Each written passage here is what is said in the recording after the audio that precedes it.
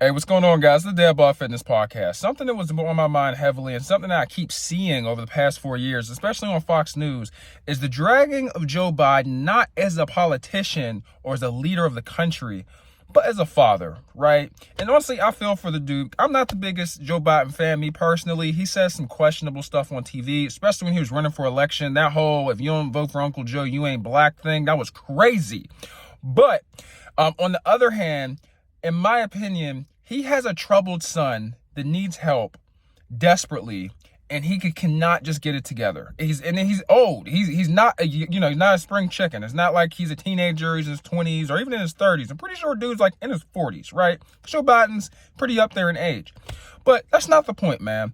They keep dragging this dude all across the news, just back and forth, over a laptop, over videos, messages, phone calls, the trips he takes in Vegas, which honestly, okay, I get it, right? He lives a wild lifestyle, is a loose cannon, and is kind of reckless at times, you would think, for you being the son of, a former vice president and a current president of one of the strongest countries in the world. But my thing is, man, the dude is clearly trying to be the best father he can be and is trying to give assistance to his son, right? And it's always been that way. There have been, speculations about him getting jobs within companies. There was the whole thing with the Coast Guard, how he got a pretty decent ranking in the Coast Guard with really good pay.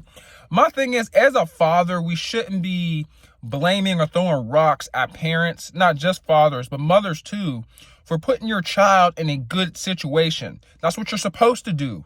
You're supposed to put your children in a good situation to succeed and to thrive in life, regardless of how high or how low you are on the totem pole. That is literally your job, is to put your child in the best living conditions, in the best situation possible, not just as a child, but forever. And it's kind of disheartening, that they just keep putting it up on the forefront. It's one thing to attack, a man for a piss poor job, for what he does for work. It's another thing to attack him as a person, but to attack him as a father when he's not showing any signs of abuse or mistreatment, all he is showing is love, support, words of encouragement.